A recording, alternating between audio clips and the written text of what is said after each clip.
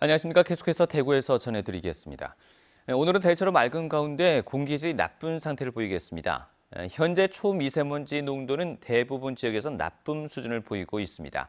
아침 최저 기온은 대구 0.5도, 안동과 영천이 영하 2도 등 영하 5도에서 영상 3도의 분포로 어제보다 5도에서 6도가량 낮았습니다.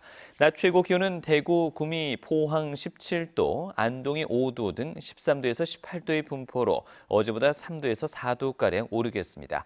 주말인 내일 아침은 대구 영하 1도, 의성과 청송은 영하 5도 등으로 쌀쌀하겠지만 일요일부터 평년 기온을 회복하겠습니다.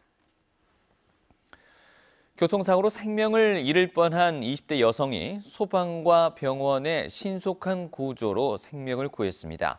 대구 소방안전본부는 어제 오후 5시 20분쯤 달성군 현풍면 도로에서 교통사고를 당해 심정지가 된 20대 여성 A씨를 응급처치한 뒤에 소방 헬리콥터로 지역 권역외상센터인 경북대병원으로 이송했습니다. 신속한 구조로 A씨는 맥박과 호흡이 돌아오는 등 생명을 구했습니다. 최악이라는 미세먼지가 오늘은 물러갔습니다만 일상화돼 버린 미세먼지에 대한 대비가 시급하겠습니다. 우리 아이들이 생활하고 있는 학교의 공기정화 장치 설치 현황을 살펴봤더니 대구와 경북이 전국 꼴찌 수준이었습니다. 보도에 한태영 기자입니다. 최악의 미세먼지가 계속되고 있지만 지역 학교 상당수가 무방비 상태인 것으로 드러났습니다. 교육부는 지난해 4월 고농도 미세먼지 대책을 발표하고 유치원과 초등학교, 특수학교를 공기정화장치 우선 설치 대상으로 지정했습니다.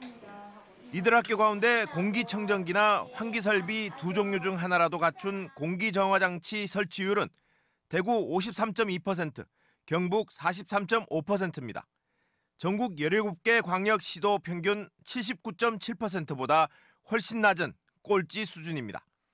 중고등학교를 합한 전체 학교 설치율도 대구 38%, 경북 32.2%로 전국 평균 58.1%의 절반 수준에 그쳤습니다. 특히 대구의 고등학교는 설치율이 13%, 중학교는 20%에 불과해 미세먼지에 무방비로 노출된 것으로 나타났습니다. 무상급식 같은 교육복지에 대해서는 대단히 낮은 집행력을 보이고 있는 대구시 교육청이 유독 아이들과 관련된 특히 건강과 관련된 이런 시설 설치에 미온적인 것은 건강권에 대한 정책 의지가 없다는 것을 보여줍니다. 대구시 교육청은 상반기 안으로 모든 학교에 공기청정기 보급을 완료하겠다고 밝혔습니다. 이게 급격하게 늘어나기 때문에 이게 공기정화기나 청정기나 순환기의 성능이 엄청나게 비약적으로 발전할 거라 안 하고요. 이 순환기 같은 거 하면 10년 아닙니까? 전국에서 가장 늦은 무상급식 도입에 이어 최악의 미세먼지에 대처하는 공기정화장치 도입 역시 꼴찌 수준에 머물면서 교육복지에 유난히 취약하다는 지적을 받고 있습니다. MBC 뉴스 한태현입니다. 100명의 사상자를 낸 대구 도심 사우나 화재와 관련해 경찰이 목욕탕과 건물관리 책임자 3명에 대해서 업무상 과실치사상 등의 혐의로 구속영장을 신청했습니다. 이들은 다중이용시설인 목욕탕 등에서 화재가 발생하지 않도록 주의를 다하지 않은 혐의를 받고 있습니다.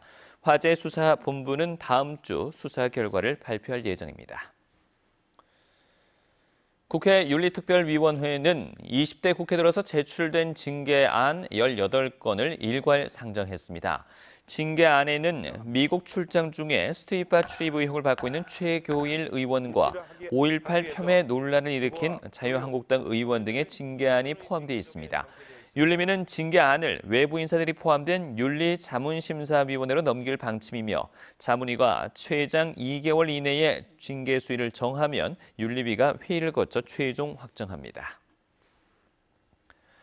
정의당 경북도당은 수백만 원의 판돈을 걸고 도박을 하다 현행범으로 입건된 김희수 도의원은 즉각 사퇴하고 자유한국당은 공천 책임을 지고 제명하라고 촉구했습니다. 정의당 경북도당은 예천군 의원들의 해외 연수 폭행 추태와 최교일 국회의원의 스트릿바 출입과 이번 도박 사건까지 모두 자유한국당 소속 의원들이 벌인 일이라며 비도덕적 행위로 도민들의 얼굴에 먹칠했다고 지적했습니다. 이상으로 MBC 뉴스를 마치겠습니다. 고맙습니다.